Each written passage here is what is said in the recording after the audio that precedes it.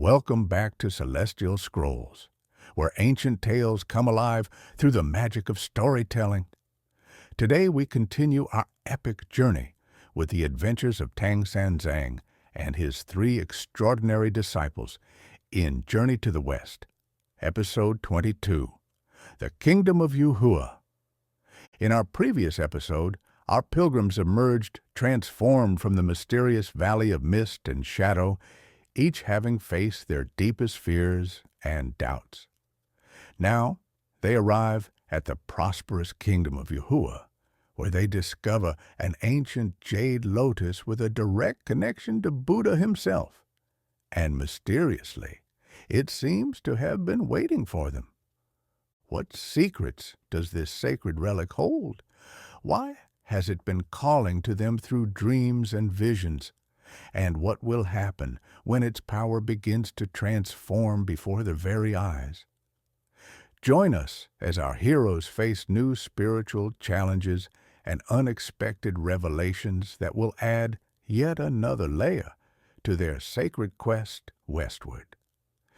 If you're enjoying these tales of wisdom, adventure, and mythical wonder, don't forget to like this video and subscribe to Celestial Scrolls for the continuation of this legendary journey. The path to enlightenment awaits. The welcoming procession approached with ceremonial grandeur as Tang Sanzang and his disciples reached the borders of Yuhua. Minister Wei Zhong, a dignified official in embroidered blue robes, bowed deeply. "Venerable Tang Sanzang," he greeted, "I am Minister Wei Zhong, Royal Advisor to His Majesty King Yuheng. Word of your approach reached us through auspicious signs, and we are honored to welcome Buddha's emissary." As they traveled toward the city, Minister Wei spoke quietly to Tang Sanzang. "While Yuhua has long enjoyed heaven's favor, there have been disturbances recently at our sacred site." Sun Wukong, whose exceptional hearing caught every word, bounded forward. "What kind of disturbances?" "Nothing dramatic," Minister Wei explained. "Merely unusual phenomena at the Temple of the Jade Flower, from which our kingdom takes its name. Strange lights during the night, music with no source, and the guardian priestess reports dreams of a voice calling from the west." They reached the capital city, its walls constructed from massive stone blocks, 4 towers marking the cardinal directions. Within the city, citizens paused to bow respectfully as they passed. They proceeded to the royal palace, where King Yuheng himself awaited. "Holy monk of the Tang dynasty," King Yuheng greeted, "your arrival brings great honor to our kingdom." Inside the palace, Wukong sensed something curious, a subtle vibration that reminded him of celestial energy. During the welcoming feast, King Yuheng addressed Tang Sanzang directly. "The Temple of the Jade Flower houses our kingdom's most precious treasure, a jade lotus said to have been touched by Buddha himself. For centuries, it has blessed our kingdom with prosperity and protection. But recently, it has begun to emit strange lights and music, and the guardian priestess reports dreams of a voice calling from the west." Tang Sanzang considered this thoughtfully. "It seems more than coincidence. Perhaps we are meant to visit this temple during our stay." "Tomorrow, then," the king decided. "I shall accompany you personally, along with the guardian priestess." That night, as his companions slept, Tang Sanzang meditated and received a vision.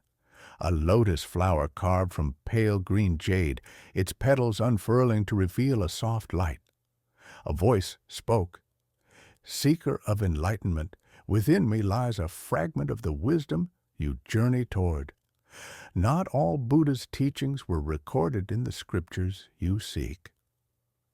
Morning arrived with clear skies. The pilgrims were met by King Yuhang and Lady Mingyu, the guardian priestess of the jade lotus, a tall, dignified woman in simple robes of pale green. "Holy monk, your arrival answers questions that have troubled my meditation for many months," she said. "The jade lotus has shown me visions of 4 travelers arriving from the east on a journey of immense significance." They exited the western gate and followed a paved road toward a grove of ancient trees. At its center stood the temple of the jade flower, a structure designed in harmony with its surroundings, its foundation natural stone, its columns living trees. "Only those of pure intention may enter the inner sanctuary," Lady Mingyu announced as they approached the entrance. Inside, the temple opened into a central chamber where light filtered through paper screens. Lady Mingyu knelt on a raised platform and pressed her hands to the floor. A section slid away, revealing stone steps descending into darkness. "The depths offer protection from those who might seek the lotus for its power rather than its wisdom," she explained, lighting a jade lantern. The staircase opened into a chamber that seemed impossibly large. The ceiling arched high overhead, supported by columns of green jade that glowed with soft light. The floor was a pool of still water, with a pathway of floating lotus-shaped platforms leading to a central island. On this island stood a simple altar of white stone, and upon it rested the jade lotus, a carving of such exquisite craftsmanship that it appeared almost alive, glowing with intense inner light. "The lotus responds to your presence," Lady Mingyu observed with wonder. "Never has it reacted so strongly to visitors." Tang Sanzang knelt before the altar. "Great Buddha, if there is wisdom here that I am meant to receive for our journey westward, I open my heart and mind to your guidance." The lotus pulsed brightly, and from within came the sound of gentle music.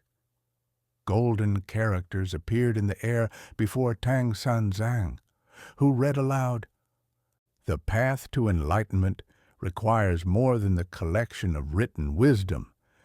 This lotus contains a meditation technique not included in the scriptures you seek, yet complementary to them." The characters shifted to form instructions for a profound meditation practice. When the final character faded, Tang Sanzang remained kneeling in deep contemplation. Suddenly, the water surrounding their island began to ripple, rising up the chamber walls like living curtains. These watery screens displayed images, places they had visited and others they had not yet seen, culminating in a vision of Thunderclap Monastery, their final destination. When the water settled, the jade lotus had transformed into an ordinary-looking lotus seed pod floating above the altar. "I believe," Tang Sanzang said slowly, "that we are meant to take this with us." "Take it?" Lady Mingyu's composure faltered. "But the jade lotus has protected our kingdom for centuries." "It has already transformed," Wukong pointed out. "What floats before you is no longer your kingdom's protector, but a seed meant for planting elsewhere." Lady Mingyu reluctantly accepted this explanation, and they returned to inform King Yuhang, who received the news with remarkable equanimity. "If Buddha's wisdom dictates that the lotus should continue its journey, who are we to object? Consider this Yuhua's contribution to your sacred quest." The next morning, the pilgrims prepared for departure. At the western gate, King Yuheng presented them with supplies and maps, while Lady Mingyu offered a small jade box. "For the lotus seed," she explained. "This container was crafted from the same stone quarry as the original lotus. It may help preserve the seed's power during your travels." As they traveled westward, Wukong led them to a vantage point overlooking Yuhua. They watched as a subtle shift occurred, the vibrant colors of the kingdom dimming slightly, as if its vitality had diminished. "The lotus's protection fades," Tang Sanzang realized. "Without its presence, the kingdom returns to the natural order of things." "Perhaps we should return the seed," Baji suggested, concerned. Tang Sanzang removed the jade box and opened it, offering the seed a choice. For several moments, nothing happened. Then they noticed a tiny spot of green had appeared on the seed, the first sign of germination. "It has begun its new life cycle," Tang Sanzang observed. "Its journey continues with ours, as intended." "But what of Yuhua, without their protector?" Baji persisted. "They will adapt and grow stronger through their challenges," Tang Sanzang replied. "Perhaps that is the true blessing the lotus leaves behind, the opportunity for spiritual self-reliance."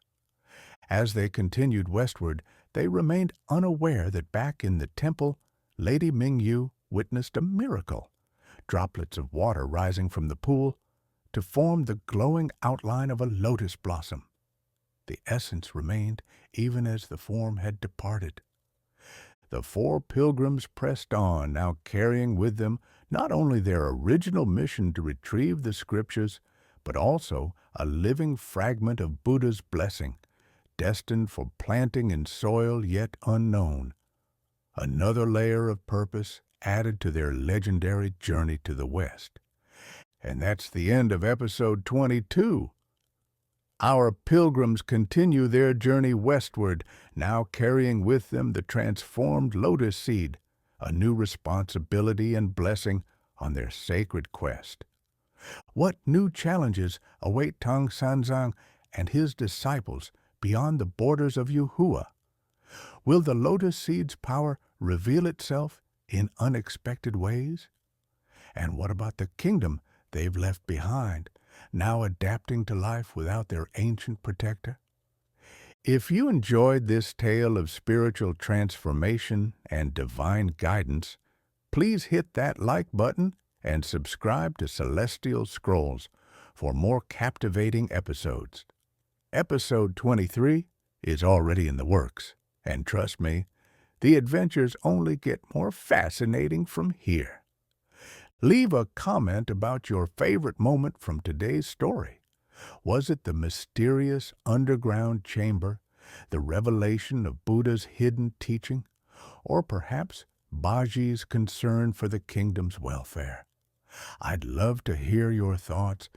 Thank you so much for joining me on this legendary journey. Here at Celestial Scrolls, we're dedicated to bringing these timeless tales to life just for you. Until next time, may your own path be as enlightening as our pilgrim's journey to the West.